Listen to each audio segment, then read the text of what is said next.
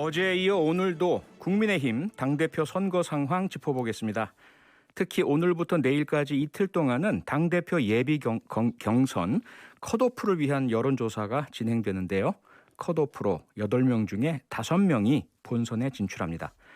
오늘은 국민의힘 당대표 후보로 나선 나경원 전 의원 연결합니다. 의원님 안녕하세요. 네, 안녕하세요. 네. 국민의힘에서요. 그동안 당대표 선거에서 컷오프가 있었던 적은 없었지 않습니까? 역사상 처음 아닙니까?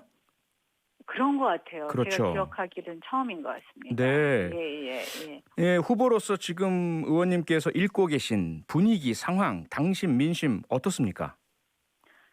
글쎄요, 지금 이제 우리 당의 전당대회를 매우 흥미롭게 보시는 분들이 많이 있으신 거, 이런 네. 점은 우리 전당대회가 일정 부분 성공한 거라고 생각을 합니다. 네. 어떻게 보면 우리 당에 대한 기대를 보여주신 거라고 생각을 하는데요. 예. 이제 그 기대를 잘 담아서 이제는 누가 정말 진짜 적임자일지에 대한 판단의 시기로 가지 않았을까 이렇게 생각을 하고요. 네. 그래서 이제 뜨거워진 기대가 조금 더 이제 합리적인 판단의 시기로 가는 그런 때 아닌가 이렇게 생각합니다. 네. 누가 진짜 적임자인가를 판단할 시기가 왔다라고 말씀 주셨는데요. 아무래도 의원님께서는 후보시니까 본인이 그 적임자다라고 생각하실 것 같은데요. 당대표의 네, 그런 신념으로 말씀입니다. 네, 그걸 많은 청취자들께서 공감하실 수 있도록 왜 나경원이 국민의힘 당대표가 되어야 하는지 명확하게 좀 정리 부탁드리겠습니다.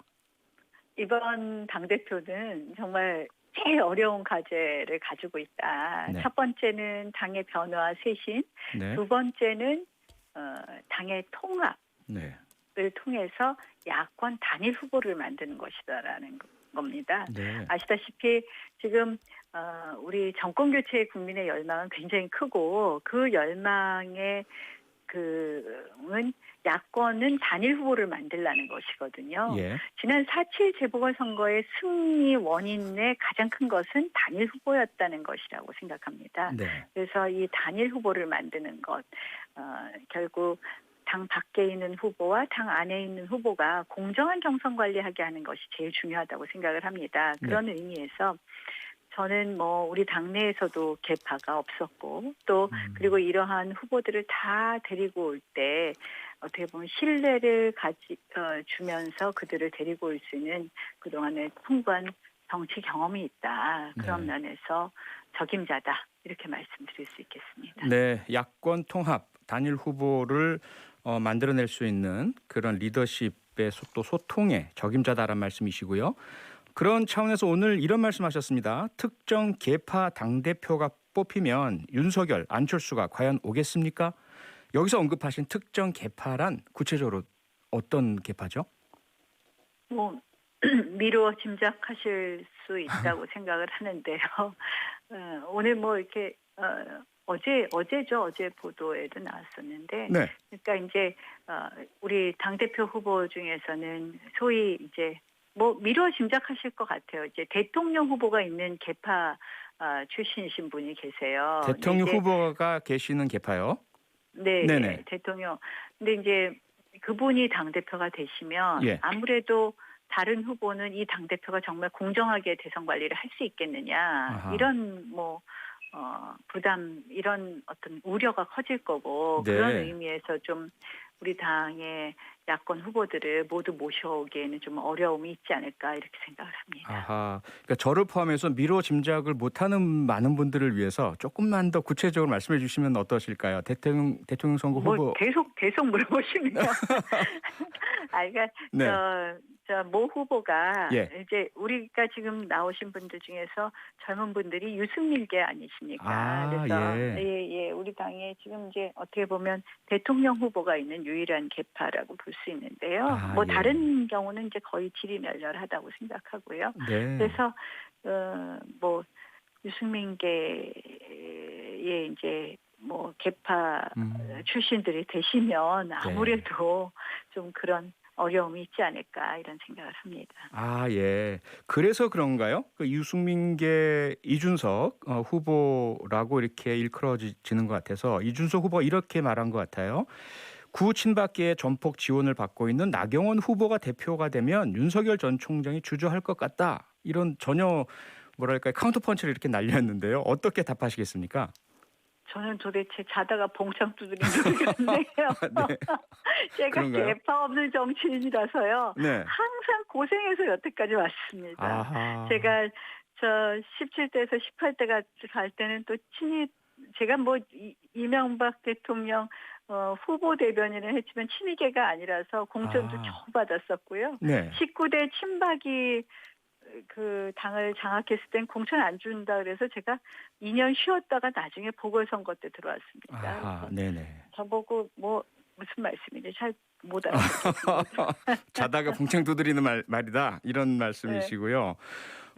그런데 여기에 대해서요. 특히 이제 후보께서 특정 계파 당대표 뽑히면 안 된다는 말씀에 대해서 김은혜 뭐 이런 젊은 후보들이 계파 정치는 두려움이 만든 허상이다 이렇게 또 반발을 한다는 보도가 나왔는데요. 여기에 대해서 어떻게 답하시겠습니까? 저는 개파 정치 자체가 나쁜 거라고는 생각 안 합니다. 네. 이제 이 개파 정치가 부득이 있을 수도 있습니다. 그런데 이제 이번은 굉장히 특수 상황 아니겠습니까? 그래서 뭐 이 특정 계파 출신이 그러니까 당대표가 되면 지금 안 그래도 우리가 이제 안철수 후보와의 문제, 윤석열 후보와의 문제 이런 모든 문제들이 네. 하나하나 녹록한 게 없거든요. 그분들이 내가 이 부당하게 이용만 되지는 않을 거라는 확신이 있어야지 저희 당에 같이 하자 그러시지 않겠습니까? 네. 그런 면에서 통상의 경우에는 어느 특정 계파 출신이 당대표가 당연히 될 수도 있겠죠. 근데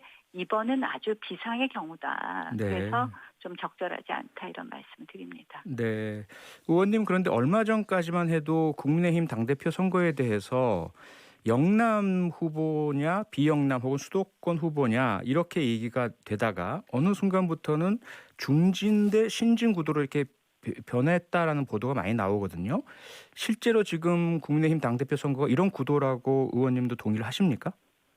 글쎄요, 뭐 현장에서 보면 꼭 그렇게도 느껴지지 않습니다. 결국은 그러세요? 이제 지금 컷오프를 할 만큼 다양한 후보가 나왔기 때문에 네. 이 다양한 후보에 대해서 한 분 한 분 평가하는 것 아닌가 이런 생각을 하고요. 네. 뭐 중진대 신인 이거 나이로 하시는 건지 선수로 하시는 건지 이제 보통 선수로 지금 말씀을 하시죠. 근데 네. 지금 우리가 늘 그러잖아요. 젊다고 꼭 변화의 상징이냐.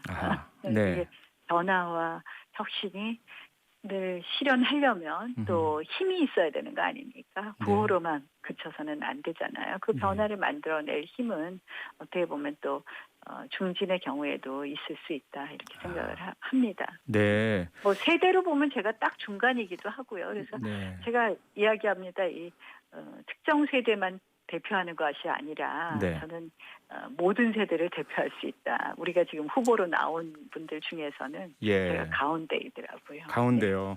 사실 네. 그런데 글쎄요. 얼마 전까지만 해도 나경원 의원 하면 젊은 정치인, 그렇죠? 후배 정치인 이런 네. 수식어가 많이 따라붙었었는데 세월이 참 무상한 것 같습니다. 그렇죠? 마음은 항상 젊습니다. 네, 변화를 항상 네, 마음은 여전히 젊으시고요. 받아들이고 변화를 만들어갈 생각은 늘 있습니다. 왜냐하면 네. 지금 세상이 빠르게 변하고 있지 않습니까? 그렇죠. 거기에 적응하려는 노력하고 있습니다. 네. 최근에 이렇게 두각 나타내고 있는 이준석 전 최고위원 그 강세에 네. 대해서는 어떻게 평가하고 계십니까? 굉장히 저는 좋은 의미가 있다고 생각을 합니다. 네. 우리 초선 신진의 활약이 어떻게 보면 당의 활기를 가져온 점에서 아주 좋은 의미가 있다 이렇게 봅니다. 네, 좋은 의미만 있습니까?